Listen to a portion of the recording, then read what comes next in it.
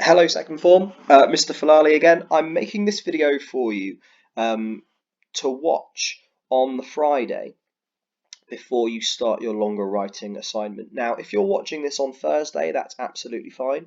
But this video is going to help you before you write your assignment to just give you a slightly clearer idea of what an analytical paragraph should look like, what it is that you're being asked to do in this assignment, okay? So if I scroll down slightly, you will see the response box which you are supposed to do your answer in. It gives you the question again, why does the creature commit acts of evil? And then it tells you should aim to write 4 analytical paragraphs. What I want to show you today is how you turn your annotation plan, which is here, how you turn that into an analytical paragraph or into analytical paragraphs, okay? If you are watching this on Friday and you are ready to write your assignment, what you will already have is a full plan, okay? So you won't just have my quotation and my annotation, you'll have 4 of your own quotations with 4 pieces of annotation to go with them, okay? Now the question becomes, how do I turn a quotation and annotation into an analytical paragraph? Well, the way that you can go about doing that is by following this writing frame, okay? Now, this is just a suggestion, and if you don't feel particularly confident using this writing frame, this structure, or if you feel as though you want to approach your response in a different way, if you think that you do know what you want to write, but it doesn't fit into one of these sections, then feel free to respond however you want, okay? If you are stuck or if you feel unconfident, I would recommend that you use this structure, okay? So let's start with paragraph 1. If I wanted to write my first analytical paragraph, each of your 4 analytical paragraphs is going to include a point, one of your quotations, and your explanation. Now, the really nice thing about structuring an assignment this way is that if you have completed this planning task that's on the screen now, you've already got all of your evidence and all of your explain for each of your 4 paragraphs done, okay?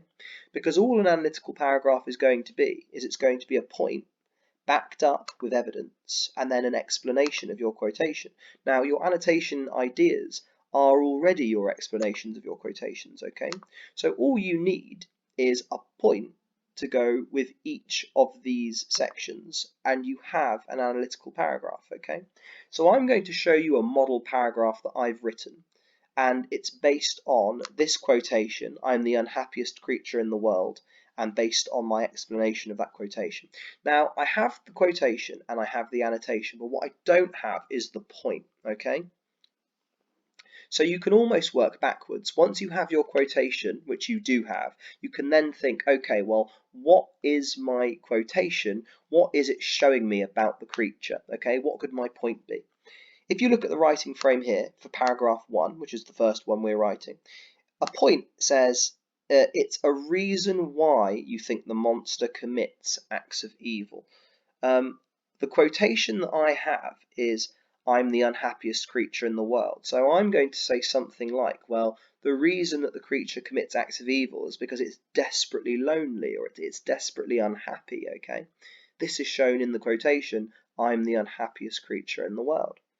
They even give you a sentence starter. Now, you don't have to use this sentence starter, it just gives you an idea, okay? So it says, the monster, and then you'd want to include an evil act that it's committed. And you'd want to give one reason that he did this, okay? I'm going to show you what that might look like because I've written an analytical paragraph here. Now, before I read this analytical paragraph, I know what everyone's going to be thinking. You're going to be thinking, my goodness, that's a long paragraph. I'm not going to be able to write anything like that. One, I would say challenge yourselves, okay, write as much as you possibly can. And two, I would say that what I'm going to show you now is a model paragraph, okay, so this is an example of a very good response, but what I want to make sure everyone is doing at a bare minimum is that you are including these 3 sections in your analytical paragraphs, okay? If each of your analytical paragraphs has a point and then a quotation and then an explanation of your quotation, then you are doing absolutely fine, okay? I don't want anyone to feel daunted by the amount I've written.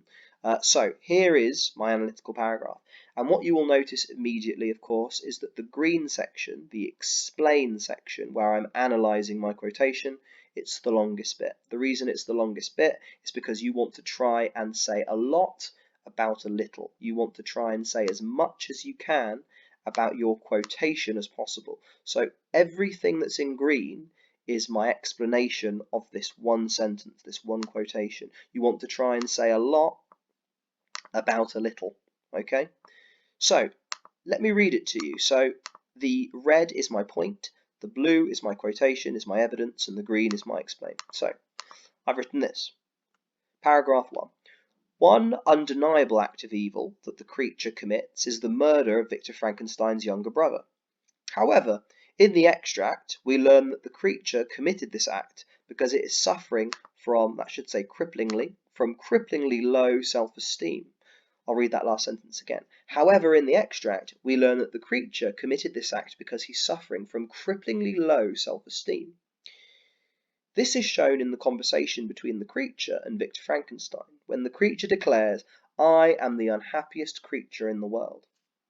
Now what you'll notice I've done is I've just taken my annotation and I've put it into sentence form, okay? So I've written, here Shelley uses the adjective unhappiest to highlight the creature's incredibly low morale. Moreover, the use of the superlative reflects the fact that the creature feels so desperately low that it cannot imagine any other living being feeling as desperately miserable as it does.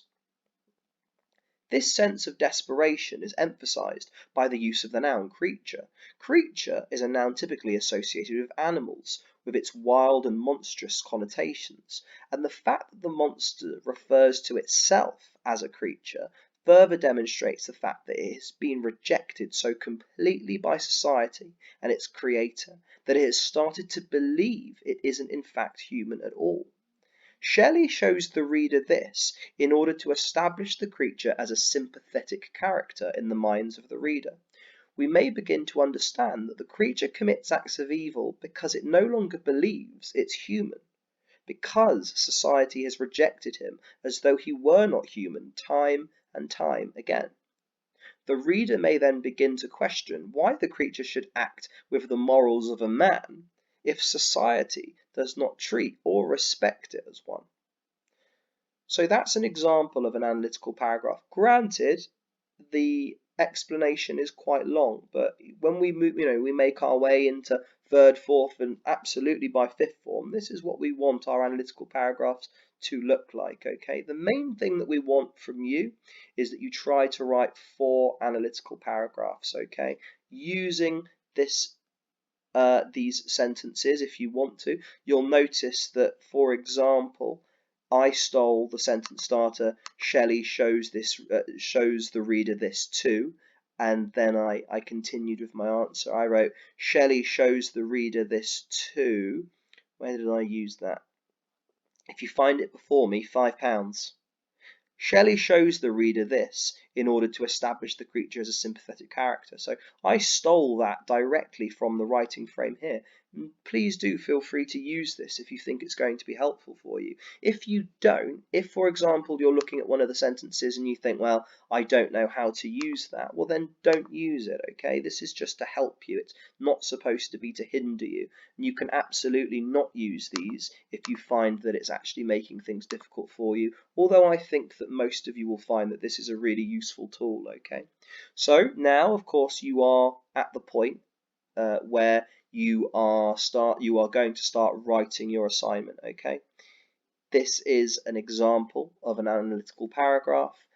You are now tasked with writing 4 of your own analytical paragraphs. I wish you all the best of luck, and I just want to give you one last reminder on behalf of the entire English department, okay, that this is, as you can see, a longer writing assignment, okay? This isn't a formal assessment, and what that means is, although you are expected to try your best, okay, because you should always take pride in your own work, sets aren't going to be affected by this work. This isn't going to be regarded as a formal assessment like it would, if we were in class in silent exam conditions, because the reality is that we aren't in a classroom in exam conditions, okay? You're all at home. This is a completely new way of learning and of teaching, frankly.